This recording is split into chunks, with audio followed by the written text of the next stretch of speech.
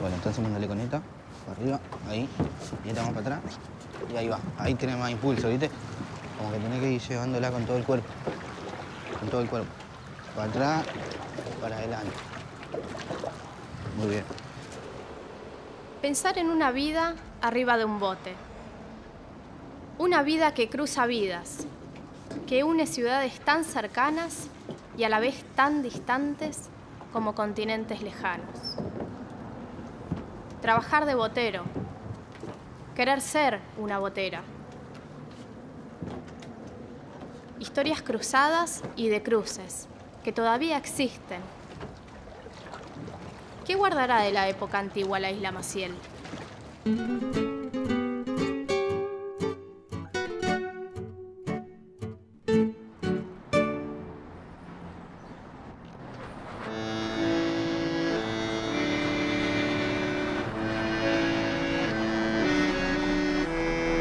Buenas, ¿cómo estás, Natacha?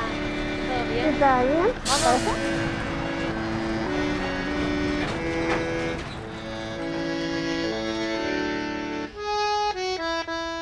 Natacha, ¿cómo comienza el cine a interesarse por las historias que transcurren acá alrededor del riachuelo? Ya comienza desde el principio, desde que empieza el cine en Argentina ya hay historias acá, porque llegaban los inmigrantes por lo de la generación del 80 que hizo toda esa movida para traer gente de Europa y de otros países a Argentina. Entonces esta zona fue una zona muy pujante y empezaron a llegar todos los inmigrantes y se hicieron películas desde ese comienzo. Entonces reflejó enseguida todo lo que tenía que ver con los movimientos poblacionales, con la mezcla, ¿no? La mezcla de pobladores que hablaban distintos idiomas, ¿no? Los lugares donde vivían, el conventillo, por ejemplo, ¿no? Lugares donde se mezclaban distintas comunidades y así se unían, por ejemplo, en matrimonios, en historias de amor. La primer película sonora argentina que se llama Tango comienza en el riachuelo y va hacia un lugar, ¿no? Donde hay mujeres de mala vida, digamos, o truanes y gente que se quiere hacer la vida de una manera no santa. Y ahí hay como una reflexión muy poética sobre el riachuelo, que a mí me gusta esa escena porque habla de la poesía de ese momento. Después, más adelante, ya comenzaron las luchas sociales, como te decía, y hay películas como, por ejemplo, Doc Sud. La primera es Riachuelo, que no la mencioné, pero Riachuelo es una película donde Luis Sandrini aparece por primera vez con su personaje, ¿no? De Felipe, ese personaje tan querible, y muestra la cantidad de trabajo que había, ¿no? Todas las industrias, astilleros, frigoríficos, bueno, todo el trabajo que había, la cantidad de barcos que pasaban permanentemente por este transbordador, ¿no? Abajo el transbordador, que es este símbolo, ¿no? Tanto de La Boca como de Avellaneda, Isla Maciel.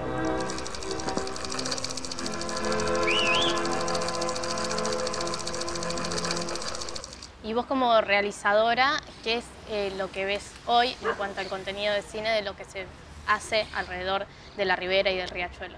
Bueno, yo creo que ha quedado esa reminiscencia de que este es un barrio pobre, que la gente es marginal, ¿no? A veces se hacen estereotipos. Yo creo que el cine trabaja mucho con estereotipos. Sin fijarse realmente qué es lo que sucede, hay imaginarios que se van construyendo y no permiten cambiar, ¿no? Yo estaba pensando, hablando un poco sobre algunas películas que se filmaron acá, por ejemplo, La Mari, ¿no? Y otra película que se filmó el año pasado, en el 19, que es La Botera, ¿no? Donde hay representaciones de mujeres trabajadoras en ambos casos, pero uno muy ligado a un paradigma de la mujer casta, pura, que tiene muchos estereotipos sociales que no puede mover, ¿no? Que no puede pensar. Sin embargo, es mujer trabajadora, pero siempre vive como bajo el ala de un hombre, a, por ejemplo, este paradigma, que es mucho más de nuestra época, que es el de la mujer, que puede tener sus sueños y puede pretender un trabajo que era tradicionalmente para hombres. Bueno, y esta chica, la botera, sueña con continuar un trabajo tradicional del lugar, pero además siendo mujer, ¿no? Que ya es algo impensado para películas de otra época, ¿no? Me parece que es muy interesante pensar eso, cómo cambia el paradigma de lo que es la mujer o lo que se pretende de una mujer en un determinado lugar. Este barrio tiene muchas formas de representación. El cine ha sido manifestación de esto. Ir al encuentro de más voces que ayuden a ordenar toda esta información harán mi viaje por la isla Maciel más interesante.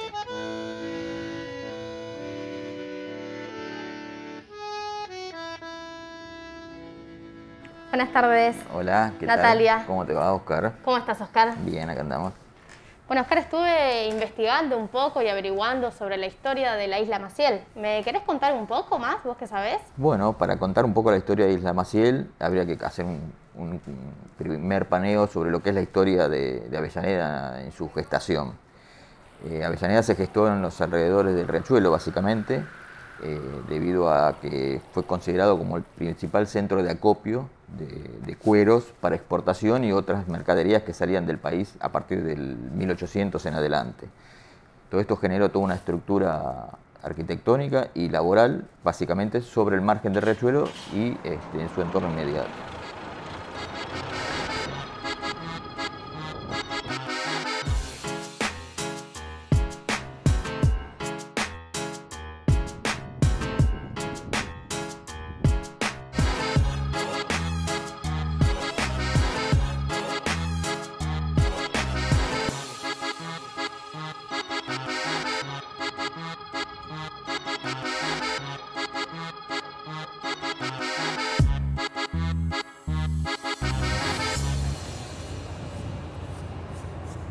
¿Hace mucho pintás acá en la isla?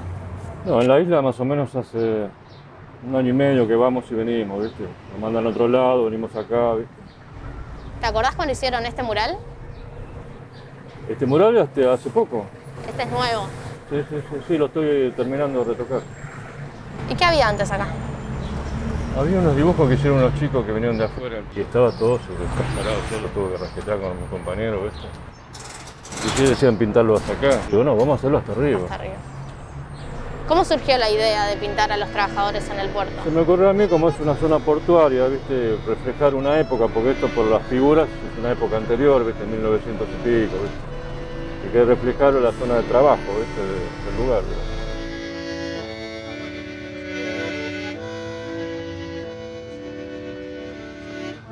La isla Maciel se generó a través de la llegada de inmigrantes genoveses que se asentaron en los alrededores del Riachuelo y el Canal Maciel. En principio era un lugar simplemente donde los que vivían en la capital cruzaban para comprar hortalizas, ya que se dedicaban muchos a las plantaciones, y también empezaron a generarse costumbres muy propias de los genoveses, como ser los astilleros navales, y eso generó una nueva fuente de trabajo que fueron los talleres navales que se instalaron en los alrededores de Isla Maciel. ¿Entendés? Uno de los primeros astilleros sobre el Riachuelo y el canal. Acá está la cancha de fútbol y ya en esta época, en esta foto, ya había un asentamiento importante en la zona. Si bien sabemos que cada barrio tiene una identidad propia, en la isla Maciel esta identidad es una bandera que cada habitante lleva orgullosamente por la vida. Sus costumbres, sus tradiciones construidas por la gente de muchas generaciones y mantenidas en el tiempo, más intactas que en ningún otro lugar. Estamos en la casa donde naciste, Horacio. Sí. En realidad estuve desde los 6 meses caí acá. Yo en realidad nací abajo del puente, después si querés te muestro por allá, pero digo que nací, vivo acá estos 60 años, ¿no? Me fui a otros lados, fui y vine, pero este es como mi lugar en el mundo. ¿Cómo llegaron los Eusebi a la isla Maciel? Y llegaron como la mayoría de estos inmigrantes de acá de la zona de La Boca y la isla, de Italia, 1892. Van a vivir acá a la vuelta, por Rivas, por Zapiola, por ahí. Y es más, mi bisabuelo figura en el censo de 1890 o 1892 creo que un censo en aquellos años y había 160 habitantes acá en la isla. O sea que él es uno de los primeros inmigrantes de esos tiempos, ¿no? Él también se dedicaba a cuestiones de marinero y eso, ¿no? Claro, cuando Bueno. se asentaron acá, ¿qué hacían? No, bueno, mi viejo, imagínate, él se casa con mi mamá y ya laburó, él venía laburando en astilleros, ¿no? Que venía también mi abuelo. Y si vos me decís de mi bisabuelo también, que él empezó a laburar a trabajar en el astillero Mianovich, que fue uno de los primeros astilleros importantes acá en la Ribera. O sea que todos entraron, digamos, al llegar acá se dedicaron a tareas navales, ¿no? Y después fueron adquiriendo el oficio, de la reparación del carpintero de Ribera, ¿no? O carpintero naval. Un oficio que se fue trasladando de generación en generación. Claro, y que se fue perdiendo. Acá había muchos carpinteros de Ribera. O sea, en la isla era tanto como La Boca, ¿no? Que era, bueno, el cruce y los barcos tenían la mayoría de las cosas de madera, ¿no? Entonces era un oficio que era muy común. Por eso hay unas herramientas acá de ellos, que acá hay herramientas de mi bisabuelo y eso. Mi viejo se dedica de lleno a reparar los botes que cruzan, acá en Riachuelo, después si querés te muestro, vamos para allá, es hacer esa reparación, que es toda una cuestión artesanal. Y así fuimos viviendo en este barrio, con lo que implica la isla, porque la isla, viste que es un planeta, que yo trato siempre de defender y de hablar del barrio. Muchas veces no lo pude nombrar, muchos trabajos no podía decir que yo vivía acá, tenía que dar otra dirección, eso lo habrá pasado a mucha gente. Hasta que después llegó un punto que no, ahora al contrario, o sea... Es un orgullo. Y esa estigmatización, y eso yo creo que a veces cuando hablamos de este tema, yo trato de esa energía transformarla en otra cosa y decir, bueno, pues ustedes, por ejemplo, vienen a ver un poco esto y transformar esa energía en contar un poco la historia del lugar. Acá eran... todavía se mantiene, porque todavía hay muchos conventillos, la estructura bien. Muchas familias viviendo en un solo patio, con diferentes piezas, arriba, abajo, y el baño único, que estaba afuera, donde vos para bañarte o lo que sea tenés que hacer. Muchas veces me acuerdo acá de ver cola, yo acá tuve 9 familias viviendo, y el espacio compartido se mantuvo mucho tiempo.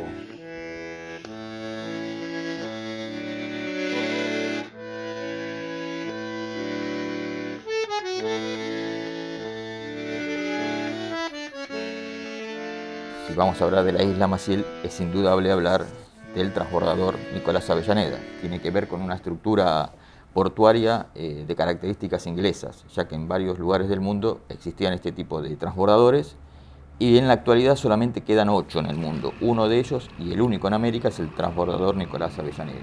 Este transbordador se inauguró en el año 1914, fue hecho completamente en Inglaterra, se trasladaron las piezas acá y se armaron como una especie de mecano, Rusty, según uno quiera creer, y se fue armando en el sitio.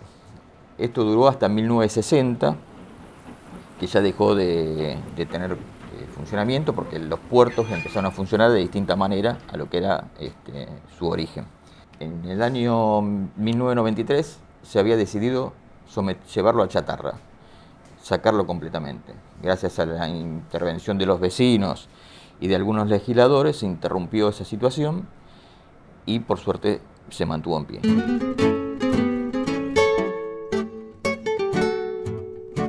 ¿Qué recordás de tu infancia acá al lado de la Ribera? Acá era un lugar de juego. Acá recuerdo, acá justo en este mismo lugar, había un barco acá amarrado. Nos subimos con mis amigos, pasó otro barco, hizo un oleaje, el barco se fue bien estirado con la soga para el medio, no para el medio, pero unos 15, 20 metros para allá. Y mi mamá me viene a buscar y yo estaba arriba del barco, el barco no vino para acá y mis amigos después lo trajeron. Nada, o sea, era un lugar para venir a jugar, a tirar piedras, a tocar la guitarra, a veces veníamos con la viola a cantar acá, andar en bicicleta, yo aprendí a andar en bicicleta acá, como muchos. Así que bueno, o sea que esta ribera tiene una importancia para mí, aparte de todo, pero porque bueno, mi mamá vivía ahí, habían venido mi abuelo a trabajar al Anglo, el frigorífico importante que todo el mundo conoce, y bueno, ellos vinieron de Campana y se instalaron acá. cuestión esta de estar acá al margen del riachuelo, ¿no? Es como que te identifica. El río, por más que la contaminación que tiene y eso, hay datos de cómo fue en otros tiempos que estaba un poco mejor. Mi bisabuela me contaba a mi viejo que lavaba ropa en la margen del río. Mi mamá pescaba acá. Ella vivía ahí, acá era una barranca, hay fotos de eso, donde el agua, bueno, llegaba ahí, con un alfiler pescaban, o sea que era otra cosa. Y la relación del barrio con el agua, bueno, te da una relación directa hasta con el clima. Parecería que a veces hace más frío acá, la niebla del riachuelo. Cuando hay niebla acá es muy emocionante porque te traslada a ese tango y es tal cual, porque escuchás esa letra. Y después es un servicio público, ¿no? El bote es un servicio público pago, pero tiene esa función, ¿no? Y calculo que, por lo que yo más o menos sé, de toda la vida hubo embarcaciones cruzando acá, en ambas márgenes, no te quiero decir, pero desde la fundación de Buenos Aires, para venir a este lado, obviamente que había que cruzar en bote, o sea que esta actividad tiene muchos años. Un bote sobre el riachuelo, como símbolo. Las nostalgias y las alegrías. Un ser humano que cruza a otro ser humano como parte de toda esta identidad que resiste. Como si fuera el Caronte que nos cruza el río. No en este caso el río de la muerte, sino el río mismo de la vida. El río mismo de los sueños, que aún nos quedan por conquistar.